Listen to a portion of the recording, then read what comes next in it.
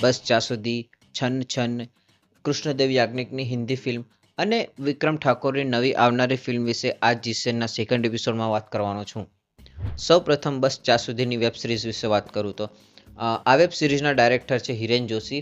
Web સિરીઝના lead રોલમાં છે જાનવી ચૌહાણ અને ગૌરવ પાસવાન. આ વેબ સિરીઝની ખાસિયત એ છે કે આ પહેલી વખત વર્ટિકલ રીતે શૂટિંગ કરવામાં આવ્યું છે. એટલે આ યુટ્યુબ પર દેખી રહ્યો છે એ સાઇઝમાં નહીં, પરંતુ રીલ્સમાં જુઓ છો તે સાઇઝમાં. ત્યારબાદ ધ્યાન પ્રોડક્શન અને ડ્રીમ યાત્રા ફિલ્મની નવી ફિલ્મ આવી છે, જેનું હાલમાં ફિલ્મિંગ ટાઇટલ તો પ્રોડક્શન નંબર 1 છે. આ મૂવીની અંદર સુહૃદ ગોસ્વામી, કુનાલ પંડિત, હેમેન ત્રિવેદી અને છે. આ મૂવીના ડાયરેક્ટર ધ્રુવ ગોસ્વામી અને મૂવીના રાઇટર ચેતન દયા છે. નેક્સ્ટ અપડેટ છે છન છન મૂવી છે. આ એક સોશિયલ હોરર ડ્રામા ફિલ્મ છે.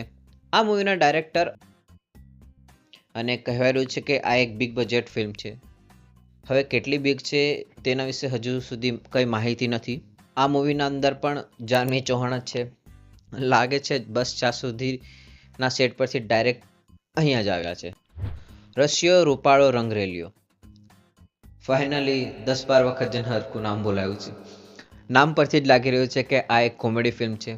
આ મૂવીના ડાયરેક્ટર ધ્વનિ ગૌતમ છે અને આ મૂવીનું શૂટિંગ બી શરૂઆત થઈ ગઈ છે.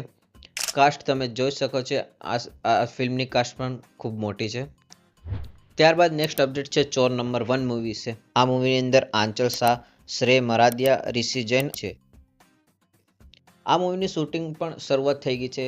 જેમ જેમ અપડેટ આવશે તેમ તેમ આ મૂવી વિશે પણ હું અપડેટ આપતો રહીશ. લવારી શો પર સ્મિત પંડ્યાએ પણ કિશોર કાકા પર મૂવી આવવાની છે તેના વિશે અનાઉન્સમેન્ટ કરી છે. ક્યારે મૂવી આવવાનું છે તે વિશે હજુ સુધી જણાવ્યું નથી, પરંતુ આવશે ખરી તે તેમને ફાઇનલ કહ્યું છે. ત્યારબાદ નેક્સ્ટ અપડેટ છે ગોડ બ્લેસ યુ મૂવી વિશે. આ મૂવીની અંદર રોનક નહીં, ડોગ બ્લેસ યુ મૂવી વિશે છે, ગોડ બ્લેસ યુ નહીં. આ મૂવીની અંદર રોનક કામદાર, મિત્ર ગઢવી, શિવાની ભારદ્વાજ અને તત્સત મુનશી લીડ રોલમાં છે. નામ પરથી જ લાગી રહ્યું છે કે આ મૂવી ડોગને રિલેટેડ કંઈક કોમેડી ફિલ્મ હશે. હજુ સુધી આ મૂવી વિશે કશી અપડેટ તો નથી, પરંતુ આ મૂવીની શૂટિંગની શરૂઆત થઈ ચૂકી છે. ત્યારબાદ કૃષ્ણદેવ યાજ્ઞિકની હિન્દી ફિલ્મ રૂપ સ્વરૂપનું શૂટિંગ થોડા દિવસ પહેલાં જ પૂરું થયું છે. એના વિશે હજુ સુધી તો કંઈ આઈડિયા નહીં. ટ્રેલર આવે ત્યારબાદ જ ખ્યાલ આવે કે આ મૂવી કોના વિશે છે અને ક્યારે રિલીઝ થવાની છે.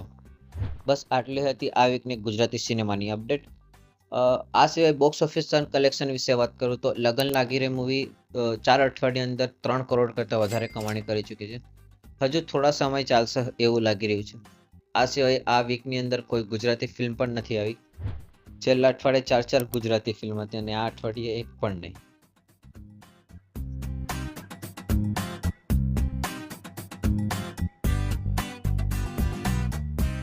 તો લગન લાગી રે ફિલ્મ એ 4 મહિના કઈ 4 અઠવાડિયું